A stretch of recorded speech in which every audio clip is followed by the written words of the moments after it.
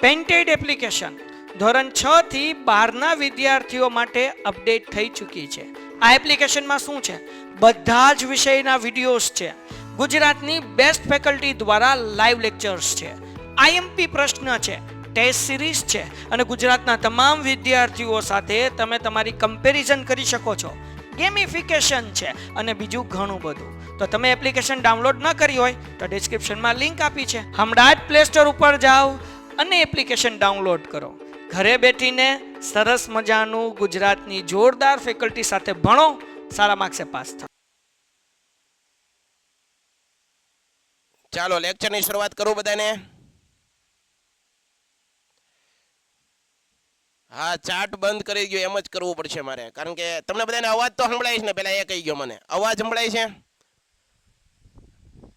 આ ચેપ્ટર બહુ લાંબુ આયલું આપણું. Okay okay okay okay okay ચાલો સર, મારે એક્ઝામ પરમ દિવસ એસએસનું પેપર છે. કાંઈ વાંધો નહીં બેટા, ચિંતા કરમાં. જેટલું પણ આપણે કર્યું છે એટલું વ્યવસ્થિત તૈયાર કરો, બરાબર? ચિંતા નહીં કરવાની. પહેલી વસ્તુ જુઓ, ડાયો વિદ્યાર્થી હોય ને એ જેટલો રિલેક્સ થઈને પેપર દે છે ને એટલું જ કામનું છે. હું તમને મારા દીકરા મારા અનુભવ કહું. અમે ઘણી બધી એક્ઝામ દીધી, આજે પણ ઘણી બધી સ્પર્ધાત્મક પરીક્ષાઓ અમે દેતા હોઈએ છીએ. મને બેટા એટલો અનુભવ મળ્યો છે, ઘણી વખત શું થાય, તમારી તૈયારી લાખ ગણી સારી હોય, તમારી તૈયારી લાખ ગણી સારી હોય છતાં પણ વિદ્યાર્થીઓ રિઝલ્ટ સારું નથી લાવતા. એનું કારણ હું તમને ખબર છે? કારણ કે આટલો બધો ડિસ્ટર્બ થઈને પેપર લખે છે. એને આખું વર્ષ મહેનત કરી છે, આખું વર્ષ ધ્યાનથી પ્રેઝન્સ ઓફ માઇન્ડ સાથે, પૂરેપૂરા અટેન્શન સાથે એને તૈયારી કરી છે. પણ અટેન્શન સાથે, પ્રેઝન્સ ઓફ માઇન્ડ સાથે, એકાગ્રતાથી બધી તૈયારી કરવા છતાં જ્યારે વિદ્યાર્થી પેપર દેવા જાય છે, પેપર એના હાથમાં આવે છે, એ પહેલા એ વિદ્યાર્થી પોતાની જાતની ઉપર શંકા કરે છે. કેવું પેપર જાય, મને આવડશે તો કરીને. મેં એલા ભાઈ, તે આખું વર્ષ મહેનત કરી છે. આ કુદરતની તમામ શક્તિઓ તમને જોઈ રહી છે. તમે જે કામ કરો છો, જે તમે ભણી રહ્યા છો, જે તમે મહેનત કરી રહ્યા છો, એ ભગવાન જોવે છે. આપણે સામાન્ય આપણી ઓફિસમાં સીસીટીવી કેમેરા નાખીએ તો એ કેટલું ધ્યાન રાખે? તો આખું દુનિયા બનાવી છે, દુનિયા બનાવનાર કેટલું ધ્યાન રાખતા હોય છે? મહેનત કરી છે ને, તો એનું પરિણામ તમને મળવાનું જ છે.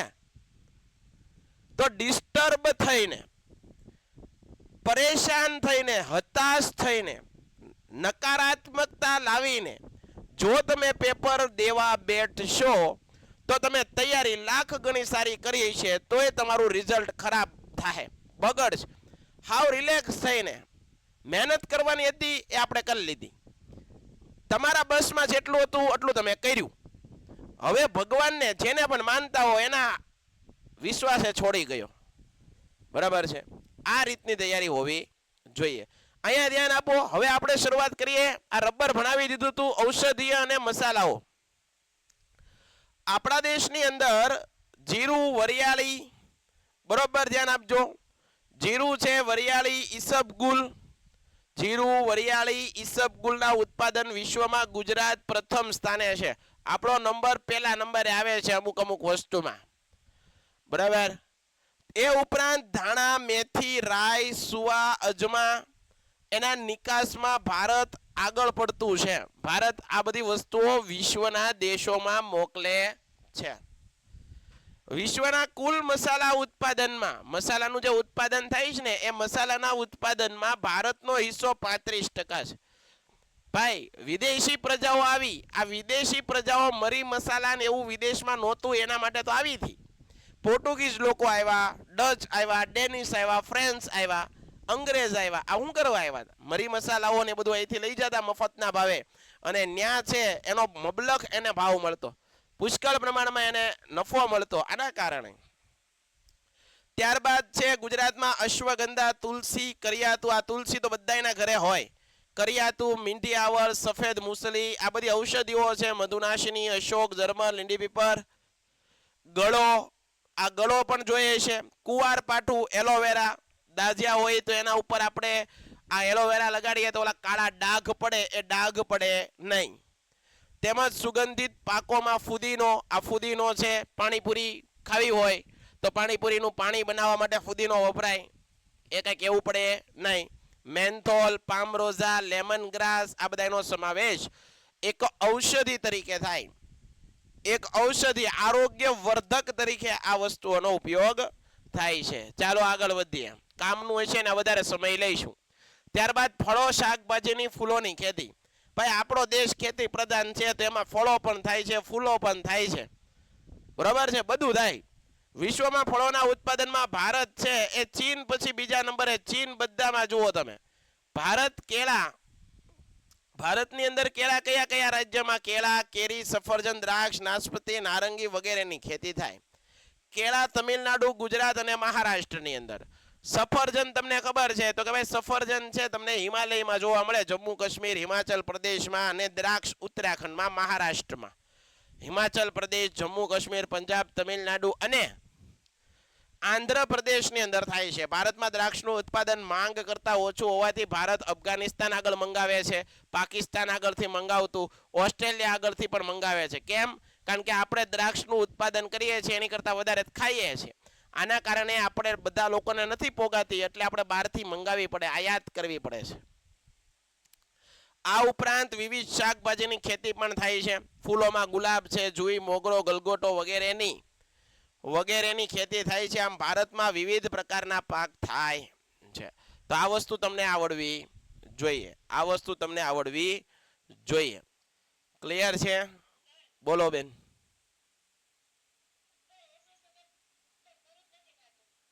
એસએસ નું પેપર પૂરું નથી થતું એમ? એનું બેન કારણ તમને કહું છું. એનું કારણ જો ભાઈ આ બેને જે પ્રશ્ન પૂછ્યો એ બહુ જ જેન્યુઅલ પ્રશ્ન છે. વિદ્યાર્થીઓ ઘણીવાર એમ કહે છે કે સમાજનું પેપર પૂરું નથી થતું, એની પાછળની ટિપ્સ જાણી લ્યો. આ શેના કારણે પૂરું નથી થતું એ તમને હું કહું. આપણી લખવાની હેબિટ દિન પ્રતિદિન ઘટતી જાય છે. તમને સાચું લાગે તો પણ ઠીક છે, ન સાચું લાગે તો કાંઈ નહીં, બાકી આ સત્ય છે. બેટા જ્યારે અમે બોર્ડમાં હતા, અમે 12માં ભણતા ત્યારે બેટા છે ને અમને એટલા બધા પેપર લખાવવામાં આવતા, આટલું બધું લખાવતા, અમને ન ગમતું. આ તમને મારું ખુદનું કહું તમને, અમને અમારા સાહેબો લખાવતા. આપણને એમ થાય શું કરવા લખાવ કરે, પણ શું કરવા તમને ખબર છે? આપણને બધું આવડતું હોય ને તો એ પેપર નથી પૂરું થતું, એનું કારણ જ આ છે કે આપણી લખવાની હેબિટ દિન પ્રતિદિન ઘટતી જાય. અત્યારે છોકરાને ક્લાસમાં કદાચ સજા સ્વરૂપે 5 વાર લખવા કીધું હોય ને ભાઈ, તો છોકરા વાલીને લઈને આવે છે કે મારા છોકરાને વધારે લેશન તમે દઈ દીધું. છોકરા આવું કહે છે. બોલો બેટા, લખવાની સ્પીડ જેટલી તમારી વધશે એટલું જ પેપર પૂરું થાય, બાકી નહીં થાય. આ બેને જે પ્રશ્ન પૂછ્યો એકદમ સાચો પ્રશ્ન છે. ઘણા લોકો આવા પ્રશ્ન અમને ઓફલાઈન પૂછવા આવે કે સાહેબ શું કરવા, પેપર પૂરું નથી થતું, બધું આવડતું હતું પણ પેપર ન પૂરું થયું. ત્યારે અમે કહીએ અમે તમને લેશન દેતા, તમે કરતા? તે કે સાહેબ ત્યારે ન કરતા, બધું અમને યાદ રહી જતું, લેશન શું કરવા કરવું? ભાઈ યાદ રહી જવાનું, લેશન કરવાની, લખવાની પણ હેબિટ જોવે. કારણ કે આપણું પેપર આપણે લખીને દેવાનું છે, મૌખિક તમારા મગજમાં જે છે એવું કંઈ નથી દેવાનું, બરાબર? તો આ ધ્યાન રાખવાનું, લખવાની ધીમે ધીમે પ્રેક્ટિસ વધારો, થોડી સ્પીડ વધશે. અત્યારથી તમે પ્રેક્ટિસ કરશો ને ત્યારે બોર્ડમાં પેપર પૂરું થશે, નકર આ પ્રશ્ન ત્યારે પણ રહેશે, બરાબર છે? તો આ ધ્યાન રાખજો. તો આ બધી વાત આપણે કરી નાખી, આગળ જોઈએ. આટલું જાણવું ગમશે. ગુજરાતમાં રોકડિયા પાકોની ખેતી વધતા પાકની અછત રહે છે. ખાસ કરીને જે પશુઓના ચરાણ માટે, પશુચારા માટે જે પાક ઉગાડવામાં આવે છે એને ફોડર ક્રોપ કહેવાય. કેવા કહેવાય? Fodder crop. ક્રોપ એટલે પાક. જે પાકને પશુઓના ચારા માટે ઉપયોગ લેવામાં આવે. ઘણા લોકોના ખેતરની આરવા ખેતર હોય તો ખેતરમાં માલઢોર હોય, રાખતા હોય તો એ લોકો પોતાના ખેતરની અંદર અમુક પાક આવા ઘાસ વાવે જેથી કરીને એના માલઢોરને એ ઘાસ ખવડાવી શકાય. તો આવા પાકને શું કહેવાય? Fodder crop. જેવા કે ધરફ, આ ઘાસનું નામ છે, આ મેં નામ પાડ્યું નથી. આ પાકું કરવું હોય તો કરવાનું, નકર કાંઈ વાંધો નહીં, એટલું બધું કામનું નથી. અંજન, આ અંજન પણ એક પ્રકારનું ઘાસ છે જે પશુ ચારા માટે વપરાય. એ ઉપરાંત માર્વેલ, આ માર્વેલ પણ ઘાસનો જ પ્રકાર છે.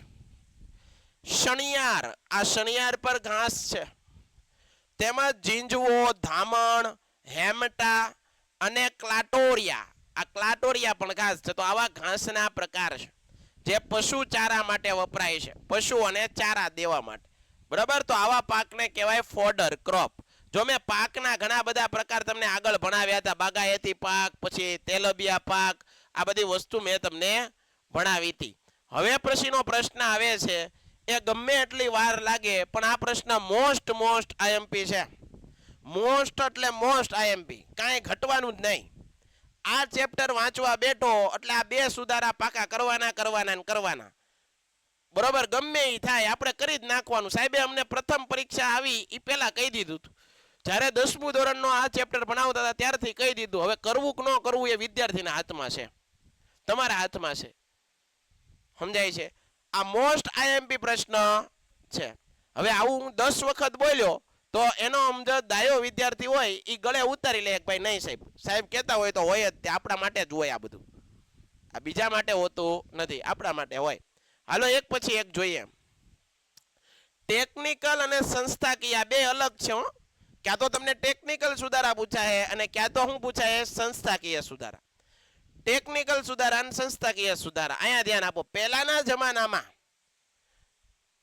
ખેતી 2 પ્રકારની થતી. અહીંયા ધ્યાન આપો. ખેતી છે ને 2 પ્રકારની થતી. પેલા એ વસ્તુ સમજી લો. ખેતીના 2 પ્રકાર હતા. પેલા પરંપરાગત ખેતી થતી, પરંપરાગત, અથવા તો જૂની પદ્ધતિ, જૂની ખેતી, જૂની પદ્ધતિથી કરવામાં આવતી ખેતી. જૂની પદ્ધતિથી એક ખેતી કરવામાં આવતી અને એક ખેતી છે એ આધુનિક.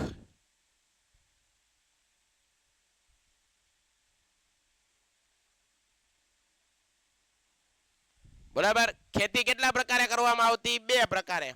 એક પરંપરાગત અથવા જૂની રીતથી જે ખેતી કરવામાં આવતી તે, અને એક આધુનિક પદ્ધતિથી ખેતી કરવામાં આવતી. સમજાઈ ગયું? હવે આ જૂની પદ્ધતિથી જે ખેતી કરવામાં આવતી એની અંદર પેલા ખેતી માટે, ખેતર ખેડવા માટે કેનો ઉપયોગ કરતા? તો કે ભાઈ પાવડો છે, કોદાળી છે, ત્રિકમ છે, હળ વડે ખેતર આખું ખેડવામાં આવતું. બરોબર, આ જૂના સાધનો, પાવડો, ઓરણી, હળ, ગાડું, આ બધા જૂના છે. એ સાધનો, બરોબર, ટાચા અને સાદા સાધનો વડે ખેતી થતી પહેલાના સમયમાં. આ પહેલો પોઈન્ટ લખાઈ ગયો, આવું લખવાનું. પહેલાના સમયની અંદર ખેતી જૂની પદ્ધતિથી કરવામાં આવતી, પરંપરાગત રીતે કરવામાં આવતી, જેની અંદર ખેતર છે એને પાવડા, હળ, પછી કોદાળી, ત્રિકમ આના વડે ખેડવામાં આવતું. જ્યારે એનો સમય આજે બદલાણો છે, સમય બદલાણો છે, યુગ બદલાણો છે, જેનું સ્થાન આજે કોણે લઈ લીધું છે? આજે ટ્રેક્ટર. અહીંયા કોણ આવશે? ટ્રેક્ટર, ટ્રેલર્સ, રોટાવેટર જેવા સૌથી સામાન્ય આ બધા સાધનો છે એનો ઉપયોગ વધવા માંડ્યો છે. ત્યારબાદ કાપણી માટે, પહેલા કાપવા માટે, દાખલા તરીકે ઘઉં વાવ્યો હોય તો ઘઉંના ડુંડા થઈ જાય તો ડુંડાને કાપવા માટે દાંતરડીથી કાપવા પડતા. અત્યારે તો એવા મશીન આવી ગયા, થ્રેસર આવી ગયા કે કડબ અલગ નીકળી જાય, એના દાણા ઘઉંના અલગ નીકળી જાય, એના છોતરા અલગ નીકળી જાય. વિચાર કરો કેટલું કામ આસાન કરી નાખ્યું ખેડૂતોનું. પેલા તો ખેડૂત તૂટી જતો, બચારો મરી જાય એટલું મહેનત કરતો એ, અને અત્યારે કામ કેટલું સરળ થઈ ગયું આ સાધનો આવ્યા એટલે. તો આ સુધારો થયો ને, આ ટેકનોલોજીમાં સુધારો થયો. આ લખવાનું છે, આપણા શબ્દમાં લખો, કાંઈ વાંધો નથી. કારણ કે પરીક્ષક છે સમજે જ છે કે આ વિદ્યાર્થીઓ છે બિચારા પ્રયત્ન કરે છે. બરાબર, વ્યવસ્થિત થોડુંક ટોપિકને અનુલક્ષીને લખ્યું હોય તો તમને ના ન પાડે, તમને માર્ક આપે જ તે. તમે ખોટા એ બધા જે નથી થતું ને એ વસ્તુ તમે વિચારીને ખોટા બગાડકલો કરો છો, મગજ ફેરવો છો તમારું. બરાબર, ટ્રાય કરો તમે. તો જૂની પરંપરામાં આ રીતે ખેતી થતી, એનું સ્થાન આજે આ બધા સાધનોએ લઈ લીધું છે. કાપણી છે એ પેલા દાંતરડી વડે કરવી પડતી, અત્યારે તો જુઓ તમે આ થ્રેસર આવી ગયું. હાર્વેસ્ટર જેવા મશીન આવી ગયા તો એનાથી સાધનો થાય છે. પહેલાના સમયમાં છે કે બિયારણો હાઇબ્રિડ ન આવતા, જંતુનાશક બિયારણો ન આવતા, કૃત્રિમ બિયારણો ન આવતા, પ્રયોગશાળામાં તૈયાર કરેલા બિયારણો ન આવતા. બરોબર, ઓલા વર્ષે વાવ્યા હોય એને ઈ બે આ વખતે વાવી દે. તો જૂની પદ્ધતિથી એવી રીતે ખેતી થતી. જ્યારે અત્યારે તો કેવા બિયારણો આવે છે તો કે ભાઈ હાઇબ્રિડ બિયારણો. એગ્રોની અંદર જાઓ અને દૂધીનું બી માંગો તો દૂધીનું બી આવે અને એમાં દૂધી સારી જ થાય, ગેરંટી. બરોબર, આવી ગેરંટી વાળા બિયારણ હોય. બીટી બિયારણો, જંતુનાશક દવાઓ, ટપક સિંચાઈ, આ બધી ઉપયોગ હવે બધા ખેડૂતો કરવા લાગ્યા છે. પહેલાના સમયમાં કેમ ખેતી થતી, અત્યારે ખેતી કેમ થાય, આ જ લખવાનું છે આમાં. એક પોઈન્ટ લખવાનો કે જૂની પદ્ધતિમાં ખેતી કેમ થતી, એક પોઈન્ટ લખવાનો અત્યારે શું થાય, એક પોઈન્ટ એ લખવાનો જૂની પદ્ધતિની અંદર પાણી કેમ પાવામાં આવતું ખેતરમાં, એક પોઈન્ટ એમ લખવાનો કે અત્યારે સિંચાઈની સુવિધા કેવી, તો ટપક સિંચાઈ ને ફુવારા સિંચાઈ. એક પોઈન્ટ લખવાનો કે પહેલાના સમયમાં બિયારણોની વ્યવસ્થા કેવી હતી, તો કે બિયારણો જૂની પરંપરાના હતા, અત્યારે કેવા છે હાઇબ્રિડ બિયારણો. પહેલા જંતુનાશક દવાઓનો ઉપયોગ થતો હતો, ન થતો, અત્યારે થાય છે. પહેલા ખાતર કેવા વાપરવામાં આવતા, તો કે દેશી છાણિયું ખાતર, અત્યારે તો કે ભાઈ કૃત્રિમ ખાતર પણ ઉપયોગ થાય છે. આવું લખવા માંડવાનું હું ન આવડે, આવડી જાય બધું. હાલો આગળ. તો આ વસ્તુ યાદ રાખવાનું. એના પછી ટેકનિકલ સુધારાની અંદર પહેલો પોઈન્ટ, સિંચાઈ માટે ખેડૂતો પહેલા કોસ રહેંટનો ઉપયોગ કરતા, જે આજે સબમર્સિબલ. જો કીધું ને પહેલા ખેતરની અંદર પાણી કાઢવા માટે, કૂવામાંથી પાણી કાઢવા માટે કોહ આવતા. કોહ આપણે તો જોયા નથી, મેં નથી જોયા, તમારી પેઢીએ તો ક્યાંથી જોયા હોય, મેં નથી જોયા. કોહ એટલે કે બળદ બાંધી અને પાણી કાઢવામાં આવતું અંદરથી કૂવામાંથી બહાર. બરાબર, અત્યારે એવું કાંઈ નથી. અત્યારે તો ઓલો પંપ મૂકી ગયો, મોટર મૂકી ગયો એટલે સીધું પાણી બહાર આવે. પેન્ટેડ એપ્લિકેશન ધોરણ 6 થી 12ના વિદ્યાર્થીઓ માટે અપડેટ થઈ ચૂકી છે. આ એપ્લિકેશનમાં શું છે, બધા જ વિષયના વિડીયોઝ છે, ગુજરાતની બેસ્ટ ફેકલ્ટી દ્વારા લાઈવ લેક્ચર્સ છે, આઈએમપી પ્રશ્ન છે, ટેસ્ટ સિરીઝ છે અને ગુજરાતના તમામ વિદ્યાર્થીઓ સાથે તમે તમારી કમ્પેરિઝન કરી શકો છો. ગેમિફિકેશન છે અને બીજું ઘણું બધું. તો તમે એપ્લિકેશન ડાઉનલોડ ન કરી હોય તો ડિસ્ક્રિપ્શનમાં લિંક આપી છે, હમણાં જ પ્લે સ્ટોર ઉપર જાઓ અને એપ્લિકેશન ડાઉનલોડ કરો. ઘરે બેઠીને સરસ મજાનું ગુજરાતની જોરદાર ફેકલ્ટી સાથે ભણો, સારા માર્ક્સે પાસ થાઓ. બરાબર છે. તો આજે તો મોટર અને પંપ દ્વારા, સોલાર પંપ દ્વારા પાણી બહાર કાઢવામાં આવે છે. ત્યારબાદ રાસાયણિક ખાતરોની અંદર ડીએપી, આ અત્યારે બધા ખેડૂતો વાપરે છે. જે ખેડૂત પુત્ર હશે એને ખબર પણ હશે. ડીએપી એટલે કે ડાય એમોનિયા ફોસ્ફેટ, એનપીકે એટલે કે નાઇટ્રોજન ફોસ્ફરસ અને પોટાશ, યુરિયા જેવા ખાતરો, યુરિયા એ ખાતર છે, તેમજ જૈવિક ખાતરો, બાયો ફર્ટિલાઇઝર, પ્રવાહી જૈવિક ખાતર અને બિયારણોનો ઉપયોગ થાય છે. યાદ રાખવાનું. ખેડૂતો પાક સંરક્ષણ માટે, હું કીધું પાકનું રક્ષણ કરવા અને પાક સંરક્ષણ કહેવાય. ખેડૂતો પાક સંરક્ષણ માટે જંતુનાશક દવાઓ અને જૈવિક નિયંત્રણ બાયો કંટ્રોલનો ઉપયોગ થયો છે. સરકાર દ્વારા ખેડૂતોને રેડિયો, ટીવી, વર્તમાનપત્ર, ડીડી કિસાન ચેનલ, મોબાઈલ પર કિસાન SMS, ત્યારબાદ ટોલ ફ્રી નંબર 1800 180 1551 કિસાન કોલ સેન્ટર. સરકારે ખેડૂત વેબ પોર્ટલ, આઈ ખેડૂત, એગ્રી માર્કેટ, આ બધું શું છે ભાઈ, ખેડૂતોને જાણકારી માટે અત્યારે નવા સોશિયલ મીડિયાઓ છે. પહેલાના સમયમાં ખેડૂત બચારો અભણ હતો, ખેડૂત આગળ ખાલી કોટાહુ જ હતી, ખેડૂતો આગળ કોઈ પણ જાતનું માધ્યમ નહોતું, મોબાઈલ નહોતા, ટીવી નહોતા, કાંઈ હતું જ નહીં. એને નવી ખેત પદ્ધતિ અપનાવી હોય તેને કાંઈ ખબર હતી નહીં. આજે તો મોબાઈલમાં જુદી જુદી એપ્લિકેશન આવે છે, બરાબર છે, પછી રેડિયો હોય છે, બરાબર, સરકાર પણ મદદ કરે છે. ટીવીની અંદર કિસાન ચેનલ આવે આખી, એની અંદર સફળ ખેડૂતો હોય એની વાતો કરવામાં આવી, જેથી કરીને ખેડૂતોને પ્રેરણા મળે અને ખેડૂતો કંઈક એમાંથી શીખીને નવી ખેતી કરી શકે. બરાબર છે. તો આ બધી વસ્તુ છે. તો આવું બધું માર્ગદર્શન સરકાર પણ પૂરું પડે, સરકાર પણ મદદ કરે છે. આગળ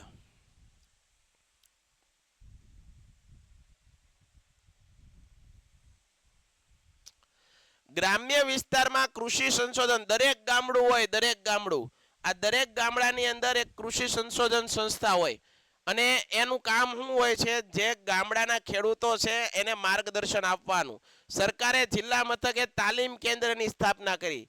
તાલીમ કેન્દ્ર એટલે હું, દરેક જિલ્લામાં એક તાલીમ કેન્દ્ર હોય, કૃષિ કેન્દ્ર હોય કે ત્યાં તમે જાઓ, ખેડૂત ના જાય, એના પ્રશ્ન છે એના કે તો એને માર્ગદર્શન આપે, બરાબર, એને ઇન્ફોર્મેશન આપે કે ભાઈ કઈ રીતે ખેતી કરવી જોઈએ, કેવું ખાતર વાપરવું જોઈએ, આ બધી એક્સેટ્રા એક્સેટ્રા. ગુજરાતમાં કૃષિ મેળાઓ દ્વારા ખેડૂતો અદ્યતન માહિતી મેળવે છે. કૃષિ મેળાની અંદર ચકડોળ ને એવું ન હોય. કૃષિ મેળાની અંદર હારા ખેડૂતો આવે, પોતાની કેવી રીતે ખેતી કરે છે એનું માર્ગદર્શન આપે, જુદા જુદા સાધનો ખેતીની અંદર ઉપયોગમાં લેવાતા હોય એવા સાધનો વેચાણ થાય, બરોબર. ગામ દેશ પરદેશથી માણસો પણ આવે, આજુબાજુના જે જિલ્લાઓ છે એમાંથી લોકો આવે, સારા ખેડૂતો આવે અને વાતચીત થાય.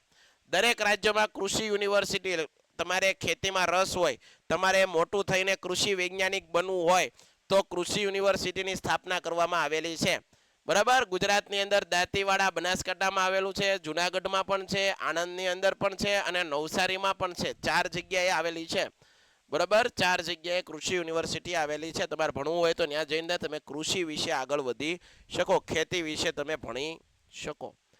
આ ઉપરાંત કૃષિ ક્ષેત્રે સંશોધન કરતી સંસ્થા, જો તમારે આ વસ્તુ બધાએ યાદ રાખવાની, આ પાકું નામ યાદ રાખવાનું છે બધાએ, આ મારે બધાને પાકું હોવું જોઈએ. દરેક વિદ્યાર્થી, જે કોઈ પણ વિદ્યાર્થી તૈયારી કરે છે, બધા લોકોને આ નામ બધાએ પાકું કરવાનું છે. જે પાકું કરવાનું હોય છે એ તમને વિવેક સર કે, બાકી તમને ખોટી મહેનત ક્યારેય નહીં કરાવે, આટલો વિશ્વાસ રાખજો, બરોબર. આટલો સમય ભણો છો અમારી પાસે તો આટલો જમીનના પ્રકાર કીધા હતા ને ત્યારે આ પૂરું નામ આનું પૂછાય, યાદ રાખજો. એના પછી એક આ યાદ રાખી લેજો, department of agricultural research and education, યાદ રાખજો બધા. આગળ હવે સંસ્થાકીય સુધારા, ટેકનિકલ સુધારાની વાત થઈ ગઈ. સંસ્થાકીય સુધારા, ભારતમાં જમીન માલિકી કોની છે? પહેલાના સમયની અંદર છે ને ગરીબ ખેડૂતોની જમીન પડાવી લેતા. જે લોકો ઓલા હોય ને, જે લોકો છે જમીન માલિકી છે, જે ગામની અંદર જે પૈસાવાળા હોય, ખેડૂતો હોય, મોટા નાના ખેડૂતો છે, એની જમીન પેલા છે એ લોકો પડાવી લેવામાં આવતી. મોટા ભાગે જમીનો છે એ કબજે કરી લેવામાં આવતી. ખેડૂત નબળો હોય એટલે કોઈકની આગળ પૂછીના પૈસા લે, બરાબર, ખેતી પાક કરવા માટે. પછી શું થાય, ઓલો વ્યાજના ચક્કરમાં પોતાનું ખેતર છે એ દઈ દેવું પડતું હોય છે. આવું બહુ થતું. હવે જુઓ, એના આધારે ખેત ધિરાણ, ખેત પેદાશના આધારે સુધારા થયા. સરકારે જમીનદારી પ્રથા નાબૂદ કરી નાખી. પેલા ખેડૂતોનો જમીનદાર છે એ જમીનો લઈ લેતા, બરાબર છે. ખેડૂતોનું શોષણ બહુ થતું. આજે એમાં સુધારો થયો અને જે લોકો ખેતી કરે છે, જે ખેડે છે, એની જમીન, આવો કાનૂન લાવ્યા સરકાર. જમીનની ટોચ મર્યાદાના કાયદા દ્વારા જમીન માલિકીની અસમાનતા દૂર કરેલ છે. જમીન માલિકીની અસમાનતા દૂર કરે છે. કિસાન ક્રેડિટ દ્વારા રાષ્ટ્રીયકૃત તેમજ સહકારી બેંકો દ્વારા ખેડૂતોને આર્થિક મદદ મળે. ભાઈ, જે લોકો ખેતી કરે છે, જે લોકો ખેડૂત છે, એ લોકોને સરકાર ઘણી બધી આર્થિક સહાય આપે છે, ઘણી બધી મદદ આપે છે, ઘણી બધી સબસિડીઓ સરકાર પૂરી પાડે છે. તમારે સોલાર નખવું હોય, પછી તમારે પંપ લેવો હોય, પછી તમારે સિંચાઈની સુવિધા માટે ટપક સિંચાઈની અથવા ફુવારા સિંચાઈ પદ્ધતિ લેવી હોય, બરાબર, આ બધી વસ્તુ. પછી તમારા ખેતરની અંદર કૂવો હોય અને એની ફરતે જાળી નખાવી હોય તો એમાં પણ સરકાર સબસિડી આપે. ટૂંકમાં ઘણી બધી સરકાર મદદ કરે છે, પણ ખેડૂતોને ખરેખર નિરક્ષર હોય છે. ખેડૂતો આગળ જ્ઞાન નથી હોતું, ખેડૂતો આગળ જાણકારી નથી હોતી. આના કારણે એ સુવિધાનો લાભ એને મળતો નથી. જે સમજુ ખેડૂત છે, ડાયો ખેડૂત છે, ભણેલો ગણેલો ખેડૂત છે, એ બધા આવી સુવિધાઓ લેતા હોય છે. પણ જે બિચારો ગામડાનો નિરક્ષર ખેડૂત છે, જેને નથી બિચારાને ખબર પડતી, નથી માહિતી, એને એના લાભ આવા મળતા નથી. બાકી ખેડૂતોને ઘણા બધા લાભો મળે છે. સરકાર, જો તમારે બિયારણ લેવું હોય, ખાતર લેવું હોય, જંતુનાશક દવા લેવી હોય તો આ બધાની અંદર સરકાર તમને છૂટછાટ આપે, તમને મદદ કરતી હોય છે. પણ આ ખબર હોય એને કરે, આવી ખબર હોય, જાણકારી હોય એને મદદ કરે. એના પછીનો પોઈન્ટ, પ્રધાનમંત્રી પાક વીમા યોજના દ્વારા ખેતી પાકોનું રક્ષણ પણ આપે. તમારો પાક બગડે, તમારા પાકને નુકસાન થાય તો એનું રક્ષણ પણ સરકાર આપતી હોય છે. ઘણીવાર છે કોઈ આફત આવે, દાખલા તરીકે જો આ પંજાબની અંદર કેટલું બધું ખેતીનું નુકસાન થયું, કેટલું બધું નુકસાન થયું. તો સરકાર ધિરાણ આપશે, સરકાર છે એને સહાય પણ આપશે થોડી ઘણી, બરાબર છે. દુષ્કાળ, વધુ વરસાદના કારણે પાક નિષ્ફળ જાય, દાખલા તરીકે પંજાબ છે તો એની અંદર અત્યારે ખરાબ પરિસ્થિતિ છે, બધો પાક નાશ પામી ગયો છે, તો એને સરકાર શું કરે છે, સહાય આપે છે. ખેડૂતોને આર્થિક સહાય કરવામાં આવતી હોય છે. માર્કેટ યાર્ડની અંદર ખેત પેદાશોના વેચાણમાં કાયદાકીય જોગવાઈ કરી ખુલ્લી હરાજી પ્રક્રિયા હાથ બનાવી ધરવામાં આવતી હોય છે. ખેડૂતોને ખેત પેદાશોના પોષણક્ષમ ભાવ મળી રહે તે માટે સહકારી મંડળીઓ, ખરીદ વેચાણ સંઘ, સરકારી ધોરણે ગોદામો, શીતગૃહ, પરિવહન, સંદેશા વ્યવહારની સુવિધાઓ પણ પાડવામાં આવે છે. ખેડૂતો પાસેથી ખેત પેદાશોની સરકારે નક્કી કરેલા પોષણક્ષમ ટેકાના ભાવે ખરીદવા માટે નીચેની સંસ્થાઓ કાર્યરત છે. હવે આ સંસ્થાઓ તમારે આટલી બધી પાકી કરવાની નથી, મેં તમને કીધી એ 2 પાકી કરી લેજો. આના પૂરા નામ તમારે કાંઈ યાદ રાખવાના જરૂર નથી લાગતી, મને છતાં તમારે રાખવા હોય તો રાખજો, બાકી આ પૂછાવા જેવા નથી લાગતા. ભારતીય રાષ્ટ્રીય કૃષિ સહકારી વિપણન સંઘ, national agriculture cooperative marketing federation of India, NAFED, આ બધી કૃષિની સંસ્થાઓ છે. ગુજરાત તેલબિયા સંઘ એટલે જે તેલબિયા પાકો છે એની દેખરેખ રાખે, એનું પૂરું નામ Gujarat cooperative oil seed growers federation, Grofed, બરાબર, આ એનું ટૂંકું નામ છે. અને રાષ્ટ્રીય ડેરી વિકાસ નિગમ, national dairy development board, NDDB, તો આ પણ છે, તો તમારે યાદ રાખી લેવું આને.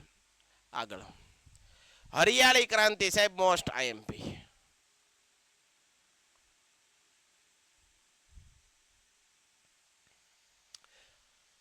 હરિયાળી ક્રાંતિમાં આપણે થોડોક સમય લઈએ, એને વ્યવસ્થિત સમજીએ. ચાલો પહેલા મારે ખાલી સમજાવવું છે, પછી આપણે એને કાલ વાંચી જશું.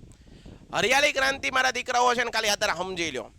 હરિયાળી ક્રાંતિ છે ને શું કરવા થઈ, પહેલા તો એ થયો હરિયાળી ક્રાંતિ કયા ક્ષેત્રમાં થઈ, તો કે ભાઈ કૃષિ ક્ષેત્રે. આટલી વસ્તુ તમને ખબર હોવી જોઈએ. ભારત આઝાદ થયો, હું તમને કહું ઝડપથી તમને સમજાવી દઉં. ભારત આઝાદ થયો ક્યારે? 15 ઓગસ્ટ 1947 આપણો દેશ આઝાદ થયો. તમને ખબર છે આપણો દેશ આઝાદ થયો ત્યારે આપણી હાલત કેવી હતી ભાઈ? ઓલું કેમ કેરીના રસ ભરેલી કેરીમાંથી ગોટલાની હાલત કેવી થઈ જાય? રસ બધો લઈ લે અને ગોટલું કેવું હાવ કોરું પડી જાય, એવી હાલત આપણી કરી નાખી હતી. કોણે? અંગ્રેજોએ. અંગ્રેજો ભારત છોડીને ગયા પછી આપણી આગળ કેટલા બધા સંકટ હતા. પહેલું તો ભારત આર્થિક રીતે કેવું હતું? નબળું પડી ગયું હતું. આપણી આગળ જે કાંઈ પણ સંપત્તિઓ હતી, મોટાભાગની સંપત્તિ લૂંટીને વહી ગયા. આપણે કંગાળ બની ગયા હતા, દેવાદાર હતા, આર્થિક રીતે આપણે પડી ભાંગ્યા હતા, જીરો થઈ ગયા હતા. બીજો પ્રશ્ન આ પ્રશ્ન હતો, આર્થિક રીતે આપણે પડી ભાંગ્યા હતા. હવે આપણા દેશની વસ્તી ઘણી હતી, ત્યારે પણ હતી વસ્તી. તો આના કારણે આપણે ખેત ઉત્પાદન છે જે કરતા હતા એ આપણા બધા લોકોને પરવડે એટલું નહોતું થતું. ભારત આગળ પૈસો નહોતો, ત્યારે આર્થિક રીતે સદ્ધર નહોતું. આપણે શું કરવું પડતું હતું? બીજા દેશોને હાથ લાંબા કરવા પડતા હતા. બીજા દેશો આગળ માંગણી કરવી પડતી હતી કે ભાઈ અમને મદદ કરો, અમને થોડુંક અનાજ આપો, અમારા દેશનું ભરણ પોષણ માટે અમારે અનાજની જરૂર પડે. આપણે અમેરિકા પાસે આવી માંગણી કરેલી. અમેરિકા મેનાટોના મારે, અરે તમે પોતે તમારી જાતને કૃષિ પ્રધાન કહો છો, તમારા દેશની કુલ વસ્તીમાંથી 60% કરતાં વધારે લોકો ખેતીમાં પડ્યા છે અને તમે હાથ લાંબા કરો છો, તમને શરમ નથી આવતી? મેનાટોના મારે કઈ, કોઈ મેનાટોના મારે, કોઈ ટોન્ટ મારે તો કઈ પ્રેમથી થોડા મારે. આપણા દેશની એક ખૂબી એ છે કે જ્યારે કોઈ આપણનો ઈગો હર્ટ કરે ત્યારે એ માણસ પછી આપણો દેશ પાછો પડતો નથી. આ રીતે કૃષિ ક્ષેત્રે આપણો ઈગો હર્ટ કર્યો કોણે? અમેરિકાએ. આપણે અનાજની માંગણી કરી કે ભાઈ અમને મદદ માટે અનાજ થોડુંક પ્રોવાઈડ કરો, એ લોકોએ મેનાટોના માર્યા. અને પછી આપણા ભારતના વૈજ્ઞાનિકો હતા ડોક્ટર MS સ્વામીનાથ અને બીજા ઘણા બધા કૃષિ વૈજ્ઞાનિકો હતા. એ લોકોએ ભેગા થઈને એવી ઘઉંની, ડાંગરની, ડાંગર એટલે ચોખા અને ઘઉંની એવી જાતો વિકસાવી. અને ધીમે ધીમે વિદ્યાર્થી મિત્રો તમે નહીં માનો કે આ હરિયાળી ક્રાંતિ એવી શરૂઆત થઈ, એવી સરસ મજાના સંકર જાતો, એવા બિયારણો આપણે ઉત્પન્ન કર્યા કે એનું ઉત્પાદન વધી જાય. 2 વીઘાના ખેતરમાં વાવો તો 5 વીઘાનું ઉત્પાદન વધે, એટલા બધા ઘઉં થાય, એટલા બધા ચોખા થાય. આવા બિયારણોની શોધ કરી કોણે? ભારતે. ધીમે ધીમે આપણું ઉત્પાદન વધ્યું, ધીમે ધીમે આપણે ઝીરો હતા ત્યાંથી ધીમે ધીમે ઉપર આવતા ગયા. અને મારા વિદ્યાર્થી મિત્રો આજે ગર્વ લેવા જેવી વાત છે એઝ અ ઇન્ડિયન તરીકે, એઝ અ ભારતીય તરીકે, કે આજે આપણે અનાજ વિશ્વના દેશોને પણ મોકલીએ છીએ. આપણી વસ્તી તો અનાજ ખાય જ છે, આપણું તો અનાજ ઉત્પન્ન કરીએ, પણ આપણે ક્યારેક જરૂર પડે તો બીજે પણ મોકલીએ છીએ. અને ખાસ તો એ વાત જે આપણને ટોન્ટ મારતા હતા ને એને પણ ક્યારેક ક્યારેક આપણે વસ્તુ મોકલીએ છીએ. કોરોના વખતે જુઓ તમે, કોરોના વખતે જે વેક્સિન હતી અમેરિકા પાસે નહોતી, આપણે મોકલી. અમેરિકાએ ઘણી વખત આપણને ટોન્ટ મારેલા, ઘણી વખત આપણો ઈગો હર્ટ કરેલો. પછી આવી જ એક વસ્તુ ઈગો હર્ટ કરી હતી આપણે જ્યારે રાજસ્થાનમાં પોખરણમાં અણુ ધડાકો કર્યો ઇન્દિરાબેન ગાંધીની સરકારમાં. આપણે મદદ માંગી હતી અમેરિકાની કે ભાઈ અમારે અણુ પરીક્ષણ કરવું છે. બધા લોકો તમે અણુ પરીક્ષણ કર્યું, રશિયાએ અણુ પરીક્ષણ કર્યું કે ભાઈ અમારી આગળ અણુ બોમ્બ છે, અમેરિકાએ એમ કીધું અમારી આગળ અણુ બોમ્બ છે, જાપાને એમ કીધું અમારી આગળ અણુ બોમ્બ છે, બધા લોકોએ અણુ બોમ્બ છે એમ સાબિત કર્યું. ભારતને પણ સાબિત કરવું હતું કે ભાઈ અમે પણ અણુ હથિયાર વાળો દેશ છીએ. આપણે મદદ માંગી અમેરિકાની, ત્યારે પણ આપણો ઈગો હર્ટ કર્યો હતો.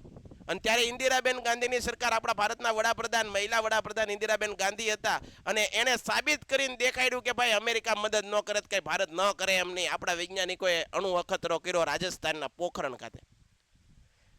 વાત ઈગોની છે. જ્યારે આપણા દેશ ઉપર કંઈક આપણને કોઈક મેણા ટોણા મારી જાય, આજે પણ જુઓ ને તમને, આમ માણસ શાંત બેઠો હોય, પણ જ્યારે કોઈ એનો ઈગો હર્ટ કરે ને તો એ માણસ આટલી તાકાત ધરાવે. ભારતીયમાં આટલી તાકાત છે કે ગમે ત્યાં, બરોબર, ગમે ત્યાં છોતરા ફાડી દે. તો આપણા ભારતીયોની તાકાત છે, બરોબર છે. આમ ભલે ભારતીયો શાંત બેઠા હોય, પણ ભારતમાં આટલી તાકાત છે. તો આ હરિયાળી ક્રાંતિ કૃષિ ક્ષેત્રે થઈને ખાસ કરીને સફળ કેમાં થઈ? તો ચોખા અને ઘઉંના પાક માટે, બરોબર, આત્મનિર્ભર બનાવવા. એક સમયે આપણે વિશ્વના લોકો પાસે હાથ જોડવા પડતા હતા કે ભાઈ અમને અનાજ આપો. આપણે અનાજ આપણા વસ્તીને પૂરું પડે એટલું આપણી આગળ અનાજ હતું નહીં, પરંતુ આજે આપણે વિશ્વના દેશોને અનાજ મોકલીએ છીએ, નિકાસ કરીએ છીએ. તો આ હરિયાળી ક્રાંતિમાં આવું બધું લખવાનું છે. ડન છે. Painted Painless Learning.